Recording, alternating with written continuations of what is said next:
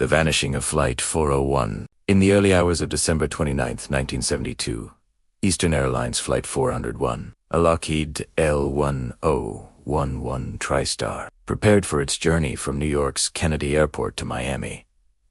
On board were 176 sole passengers and crew each, unaware that their routine flight would soon become a mystery that would capture the world. The night was clear, the air calm over the sprawling metropolis of New York. As the aircraft climbed into the darkness, it represented the pinnacle of modern aviation, a symbol of safety and reliability on a journey that should have been unremarkable. Captain Robert Loft and First Officer Albert Stockstill were experienced pilots, known for their professionalism. The weather that night was calm, the skies clearer, seemingly ordinary flight. Yet, as Flight 401 approached its destination, an unusual sequence of events would unfold.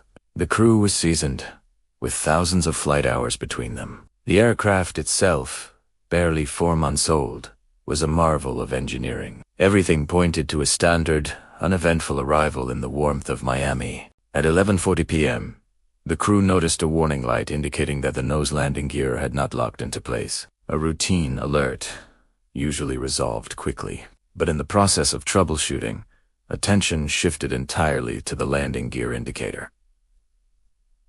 The autopilot remained engaged. Minutes slipped by unnoticed, critical systems unattended. Captain Loft instructed the co-pilot to engage the autopilot at an altitude of 2,000 feet, allowing the flight engineer to descend into the avionics bay below the cockpit to visually inspect the landing gear. The entire cockpit crew became fixated on a single, tiny, burnt-out light bulb. In that brief lapse, Flight 401 descended from 2,000 feet to the dark waters of the Florida Everglades. Moments later, a muffled impact.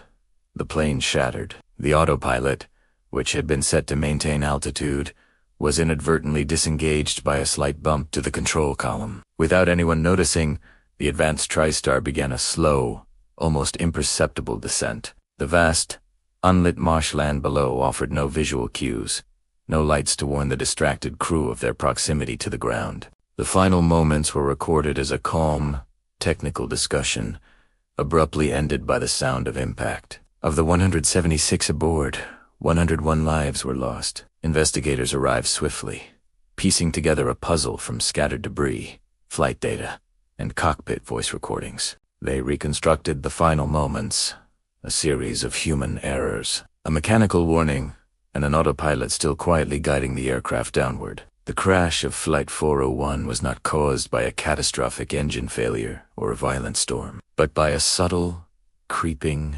inattention. The official NTSB report cited the cause as the crew's failure to monitor the flight instruments during the final 4 minutes, a tragedy born from a simple distraction. The wreckage lay strewn across the unforgiving landscape of the Everglades, a grim testament to the disaster.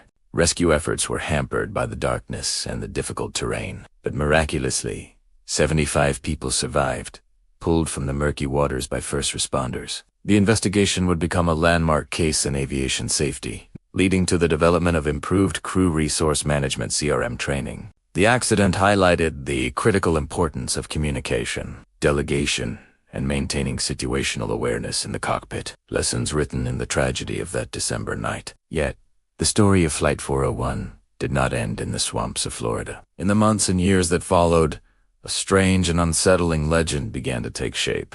Airline employees, particularly crews on other Eastern Airlines, L-1011s, started reporting bizarre occurrences. They spoke of seeing apparitions, ghostly figures of a flight captain and a flight engineer, often appearing in the galley or the cockpit. Many of these sightings were reported on aircraft that had been fitted with salvaged parts from the wreckage of Flight 4. These spectral figures were described as lifelike and were often mistaken for living crew members. They were said to be concerned with the safety of the aircraft, pointing out mechanical issues that were later confirmed to be real. The ghost of Captain Loft was reportedly seen by a flight captain, sitting silently in the first-class cabin. Another account told of the apparition of flight engineer Don Repo appearing to a flight attendant, warning her of a potential fire in the galley oven. The stories spread, becoming a pervasive part of airline lore, a chilling epilogue to the initial disaster. While Eastern Airlines officially denied the paranormal accounts and discouraged its employees from speaking about them, The legend of the ghosts of Flight 401 endured.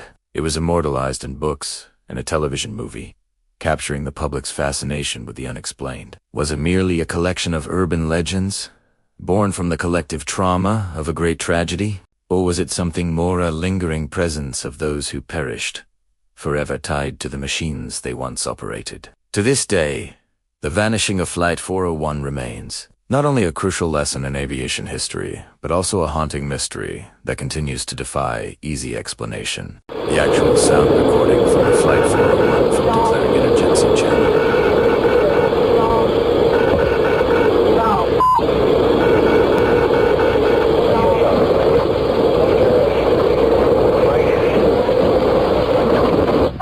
If you like this video, hit the subscribe button and hit the bell icon so you'll get notified for latest updates. Thanks for watching.